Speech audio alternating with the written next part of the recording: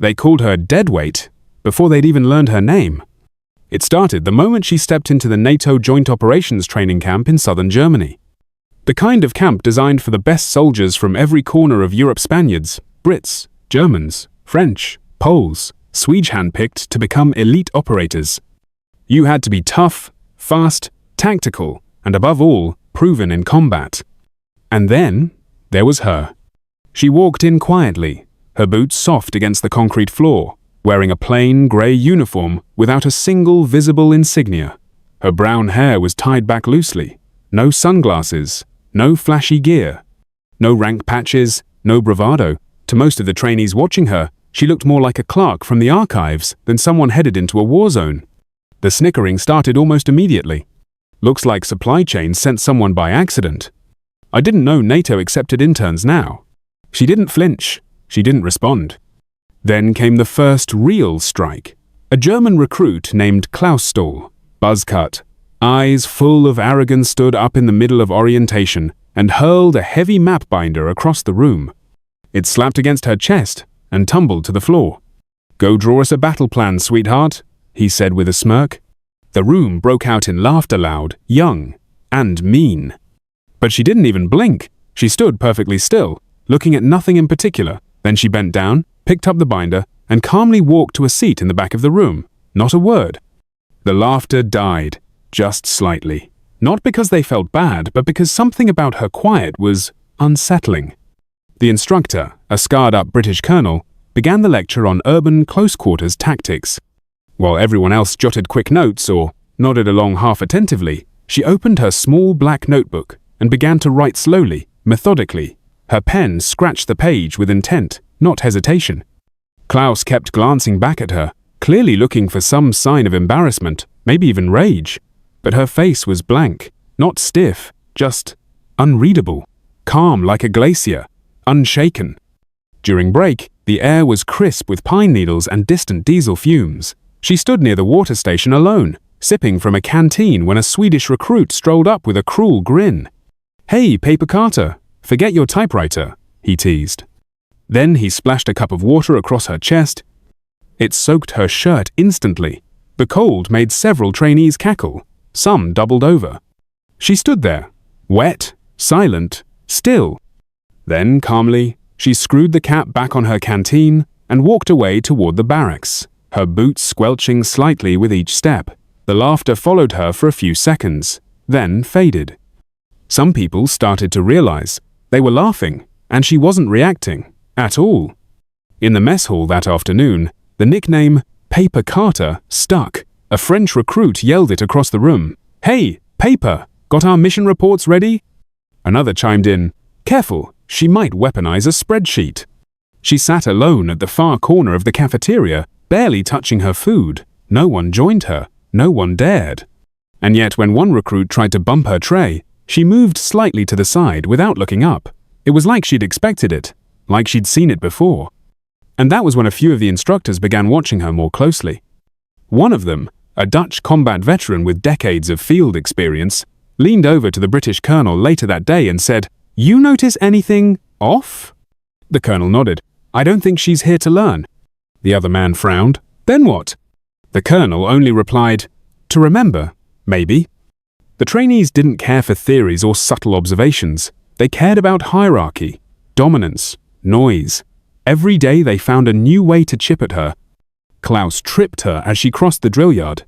A Polish recruit tossed her rucksack into the mud before inspection. A Belgian trainee dumped a crate of ration packs at her feet with a theatrical, "Oops." Each time, she responded the same way. Steady hands, no words, no glances, just the slow, quiet resolve of someone not there to play games. The silence began to take shape.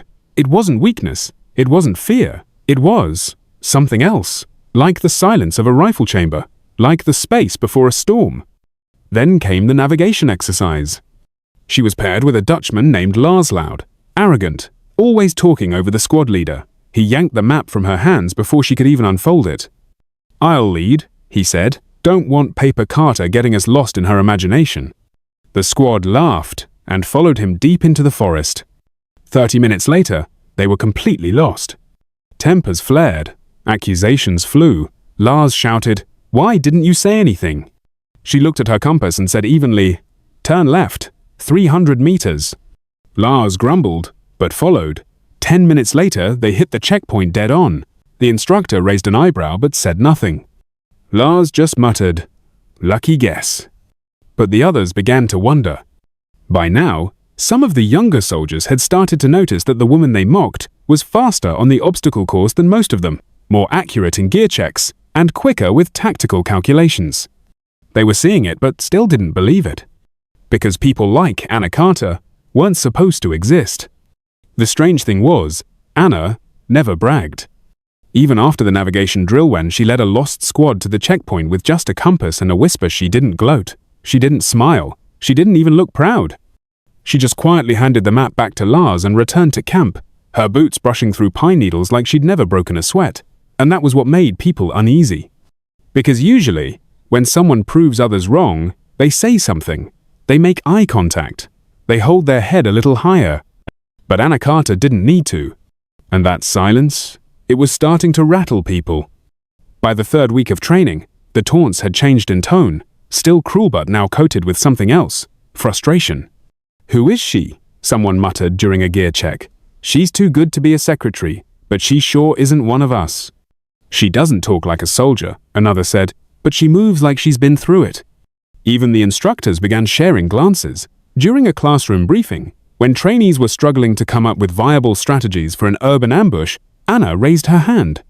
Everyone turned. The room quieted, half expecting another joke. She stepped forward, opened her notebook, and calmly laid out a plan that silenced the room. Tight choke points, resource control, civilian shield zones, extraction timelines. It was flawless. The lead instructor stared at the chalkboard, then back at her. "Where did you learn that?" he asked quietly. She didn't answer. She just sat down, folded her hands, and resumed her silence. One of the older instructors, a grizzled American from Fort Bragg, leaned toward the colonel and muttered, "I've seen that strategy before." "Where?" "Can't say." "Why not?" "Because officially it never happened." That afternoon, during survival drills, Anna was paired with Vincent, a Belgian trainee, who thought the world revolved around his reflection. They were given a challenge: build a weatherproof shelter and start a fire using only what they could find in the woods. Vincent scoffed. "I'll do the shelter. You can play with sticks." He fumbled with branches, bark, pine needles, making a mess and muttering curses. Anna, wordless, walked a few feet away, gathered 6 curved limbs, and began weaving them together into an arch. She reinforced it with moss, tied with dried roots. Then she knelt beside a patch of stone, struck a fire starter once, and flame flickered instantly. The instructor came by, checked her shelter, and said, "This'll last a week, maybe 2. He looked at Vincent's sad excuse for a hut, then back at Anna, clearly puzzled. "You teach yourself this?" Anna shrugged. "I've had practice." The instructor's eyes flicked just for a second to the faint outline of something beneath her sleeve. A mark, a shape, a broken blade? He didn't ask. But Vincent's smugness crumbled that day. By now, whispers had replaced laughter. Even the cruelest recruits began watching her from the corners of their eyes, murmuring about her obstacle course times, her flawless rifle disassembly, her near-instant route calculations during simulations. She never stood out by force. She was simply always right. Still, they pushed. They needed her to break, to prove she was just another fluke. That need turned nasty. During a logistics challenge, packing and loading supplies under a time limit, Dominic, a Polish recruit with a permanent sneer, waited for Anna to set down a crate. Then he kicked it over with the heel of his boot. "Oops," he said, loud enough for the squad to hear. "You should have used paper tape." Bandages, rations, water filters spilled across the gravel. The others chuckled. One even kicked a canister into the mud. Anna bent down and picked up every item and all. Not a word, not a glare. She wiped them, repacked them, and lifted the crate back into the truck like it weighed nothing. Dominic laughed, but not as loud this time, and when she walked past him, not even looking at him, something in his expression flickered like maybe he felt it, too. That maybe he was messing with something he didn't understand. But then came the simulation. A full-scale combat exercise, red team versus blue team, urban warfare, limited intel, command hierarchy assigned. Anna was placed in rear command map table, comms headset, oversight duties. Perfect, Klaus laughed. Let the secretary answer the phone. His team red moved in fast, ambushed Blue's front line, pinned them down in a mock alley. The Blue commander, a Norwegian named Eric, started barking orders. They weren't working. Chaos unfolded. Then Anna calmly picked up her radio. Alpha Squad, pull east, she said. Bravo, flank through the market. Charlie, hold the fountain. Eric blinked. You sure? Try it. He nodded. Do it. Within 3 minutes, the entire red team was flanked, surrounded, and taken out. Klaus was tagged with red paint in the middle of a narrow choke point. His arms shot up in defeat. The whistle blew. Blue team victory. When they reviewed the simulation data, every move Anna made was efficient, calculated, clinical. 0 friendly losses, 98% objective success, the instructor said, eyebrows raised. I've only seen one other op like this, and it wasn't public. Nobody spoke. The Blue commander just turned and looked at her like he was seeing her for the first time. Who taught you that? He asked. She answered flatly, the forest. But the room already felt heavier. The instructors exchanged looks. The recruit stole glances at her sleeve. That silence again, thick now, charged. And from the back of the room, one of the older instructors muttered under his breath, Black Ridge. By the start of the 5th week, Anna's silence had become louder than the insults ever were. No one dared splash water on her anymore. No one bumped into her in the hall or tripped her in the mess tent. But the tension? It thickened like smoke. There was something about her. Something they didn't want to admit but couldn't ignore. Then came the rifle drill. Anna was assigned to inspect a line of weapons for defects. It was mundane, repetitive work. Most trainees rushed through it, not her. She checked every rifle, slowly mechanism, sightline, barrel, even trigger tension. Until Dragos, a Romanian recruit known for his loud laugh and bigger ego, decided to amuse his crew. He loosened a screw on one of the rifles Anna had already marked, cleared. Then he tossed it back onto the table. Mr. Spot, Paper Carter. Laughter followed like an obedient dog. Anna picked up the weapon again, twisted it in her hands, felt the looseness instantly. Without a word, she tightened it, inspected it again, and set it aside. But then Dragos leaned in too close his breath, hot near her ear. You're not fooling anyone, he whispered. You're just playing soldier. We all see it. She didn't flinch. She just looked him dead in the eye and said flatly, check your own gear. You might need it. An hour later, during a live simulation, Dragos's rifle jammed at a critical moment. His entire unit was left exposed. The instructors called a halt. Upon inspection, the fault was traced to the screw he had tampered with and forgotten to resecure. The instructors didn't yell. They didn't need to. The look on their faces said enough. Dragos was assigned kitchen duty for a week, but the real punishment came when his squad, embarrassed and furious, refused to work with him again. And the rumors? They exploded. Whispers of something called Black Ridge circled like vultures over a battlefield. Nobody knew what it meant. Some thought it was a code name. Others claimed it was a unit that didn't exist anymore. A ghost division. Still, no one dared ask Anna directly. Then came the sniper drill. Simulated blizzard, high crosswinds, 5 moving targets, 700 meters, 12 seconds. Klaus went first. He hit 3, swore under his breath. Pierre, the French recruit who used to draw caricatures of Anna, managed 4. Lucky shots, he muttered. When Anna's name was called, a few groaned. One muttered, let's get this over with. She stepped to the line without a word, checked the scope, adjusted her stance, raised the rifle. The wind howled. 5 shots rang out. 5 targets fell dead center. Timer read 11.4 seconds. Silence. Then, from the back of the crowd, someone whispered, almost afraid to say it aloud, that's a Black Ridge score. Perfect, someone else added. I thought they scrapped that test years ago. Anna lowered the rifle and turned away, her face unreadable. I'm used to the wind, she said softly, and returned to her spot. No applause, no jokes, just the unmistakable weight of truth settling in. But it wasn't over. The real break came during a strategy review the next day. A retired general, broad-shouldered, medals heavy on his chest, had come to observe the trainees. He moved slowly, with a slight limp, and spoke even less than Anna did. He stood in the corner, arms crossed, as Anna presented a counter-ambush plan on the board.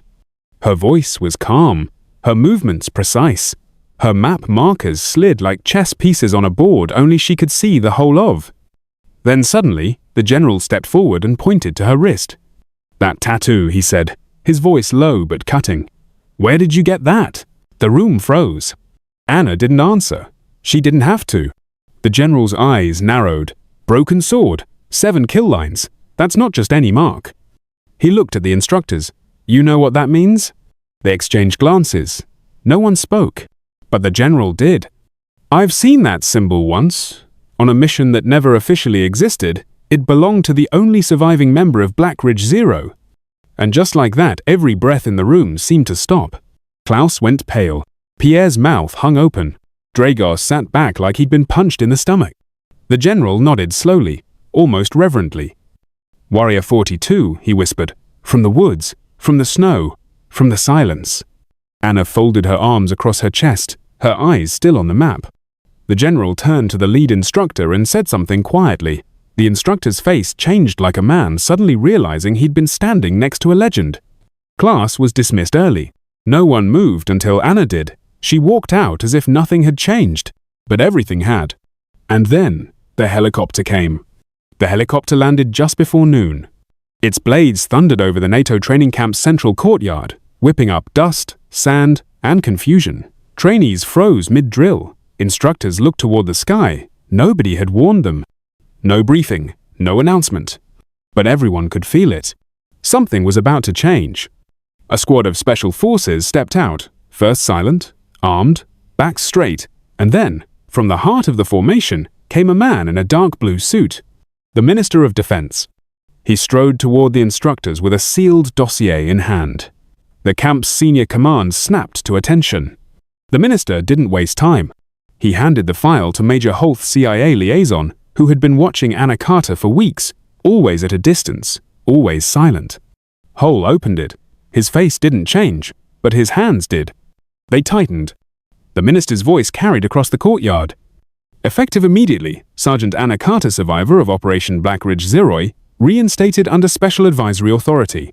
She will train this unit for advanced combat operations. You could have heard a pin drop. Anna stepped forward, her uniform still plain, her braid resting neatly on her back. She adjusted her sleeve slightly just enough to cover the tattoo the entire camp now feared. Her eyes met the minister's. He gave a single nod. Then she turned to face the trainees. Klaus, Pierre, Marco, Sophia, Carla, Dominiceveri, one of them stood rooted in place, as if time itself had paused just for this moment. She didn't raise her voice. "Lesson 1, she said. Never laugh at someone with a broken sword. It means they kept fighting after the blades snapped." A faint smile touched her lips, not smug, just knowing. And then she walked past them silent, calm, unstoppable. The fallout was swift. By the next morning, Klaus's bunk was empty. Word spread, reassigned to a desk post in Berlin. Career stalled. Pierre's cruel stunt with the training manual had been recorded. Someone leaked it. The French military pulled him from the elite program. His social media disappeared within hours. Marco tried to apologize, stammering, sweating, fumbling with excuses. Anna listened, said nothing, walked away. He ate alone for the rest of the month. Sophia's relay stunt cost her a sponsorship with a private gear company. Carla's river stunt earned her a formal reprimand. Dominic's gear dumping was caught on camera and marked his file unfit for leadership. Vincent, a week of latrine duty. His team never respected him again. Dragos, quietly removed from the squad. Rumors said he failed a psychological review. His pride never recovered. And Hanatha, one who tampered with Anna's comms during a relay drill, was stripped of a leadership role. Her squad never trusted her again. Anna didn't punish any of them. She simply trained them. Her voice, once ignored, became the one they listened to most. Her corrections were precise, her field assessments unchallengeable. And when she walked through the room, no one dared crack a joke. One morning, during a break, a new recruit sat beside her, nervous, curious. He looked at her carefully and asked, "Is it true? Black Ridge Zero?" Anna sipped her coffee. Her eyes scanned the horizon. where the sun cut through mist just above the tree line. "Doesn't matter," she said gently. "What matters is this. Don't stop when the sword breaks. That's when you know what you're made of." Major Hole watched her from a distance, his hands in his pockets. He never mentioned the tattoo again, but when she passed him in the corridor, he'd nod once. The kind of nod you give a ghost who saved your life. The camp ended quietly one morning. Anna slung her bag over one shoulder, passed through the gates, and didn't look back. She didn't need to. Nobody mocked her anymore. Nobody whispered. They just watched her go with awe, some with shame.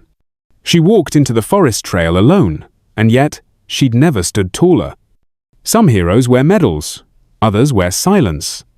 She never shouted, never struck back, never proved herself with pride. She simply stood.